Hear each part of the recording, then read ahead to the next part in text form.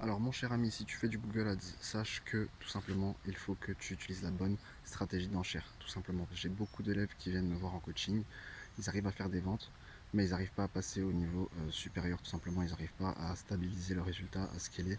Donc voilà, ils dépensent beaucoup de budget. Un coup, ils font des ventes, un coup, ils font pas de ventes. Donc voilà, c'est en zigzag et ils savent pas pourquoi.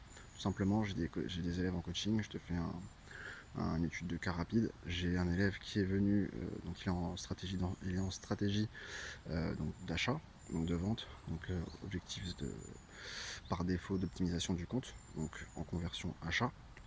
Il fait bien des campagnes de vente, mais ces campagnes de shopping sont en maximiser les clics. Donc tout simplement, tu peux pas vouloir vendre et utiliser une stratégie d'enchère en maximiser les clics, tout simplement. Un coup, tu auras des résultats, un coup, tu n'auras pas de résultats, surtout au début quand c'est un nouveau compte.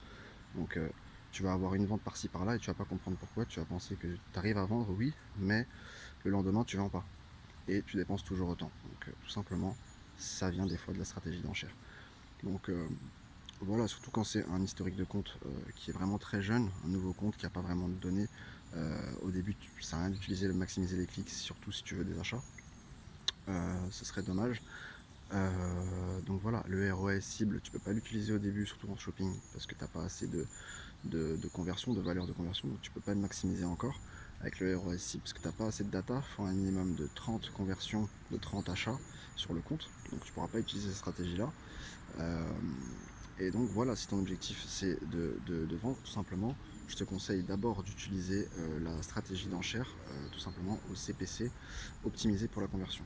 Donc démarrer quand tu as un nouveau compte, tu pourras faire comme ça, c'est mieux pour avoir des ventes, maximiser les conversions. Donc voilà, tu commences comme ça, doucement, et c'est là que tu auras des ventes. Mais si tu te mets tout de suite en maximiser les clics, eh bien tout simplement oui, tu auras beaucoup de clics, mais peut-être de faible qualité.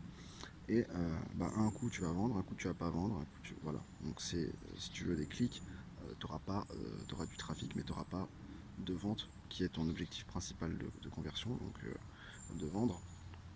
Donc si tu as mis un objectif de conversion achat, tout simplement, tu ne veux pas maximiser les clics et avoir du trafic.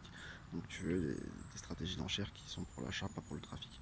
Donc tu vas utiliser le CPC optimisé pour la conversion, maximiser les conversions tant que tu n'as pas assez de ventes pour passer en maximiser la valeur de conversion ROS cible. Donc au début tu ne pourras pas le faire. Donc voilà, commence tranquillement en CPC manuel, donc CPC optimisé pour la conversion.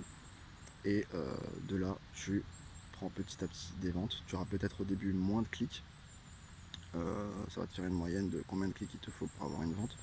Donc voilà, tu vas peut-être passer de 100 clics par jour à peut-être une vingtaine de clics par jour. Mais au moins, c'est des clics qualifiés. Et s'il te faut pour 100 clics un achat, peut-être que tu vas faire que 20 clics par jour. Mais au bout du cinquième jour ou dans les 5 jours, tu auras ton achat. Donc voilà, ce sera plus contrôlé comme ça au début. Et tu vas mieux contrôler ton budget. Donc je te conseille d'y aller mollo avec les stratégies d'enchères si tu ne sais pas.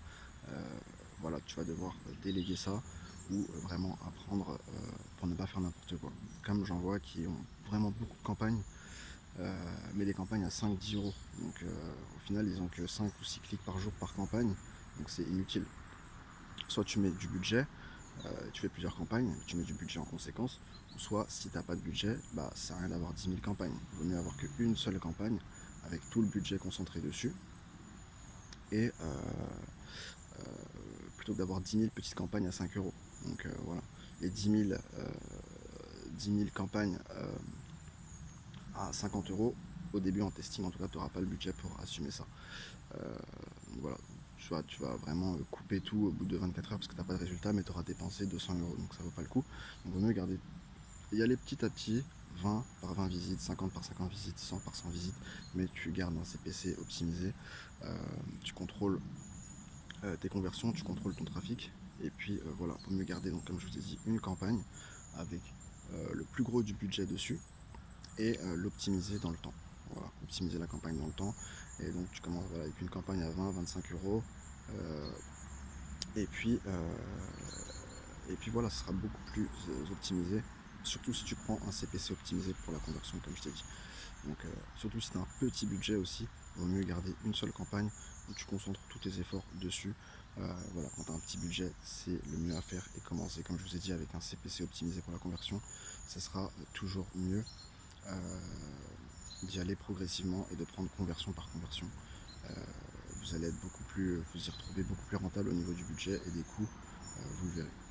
C'était Alain, je vous dis à la prochaine, ciao.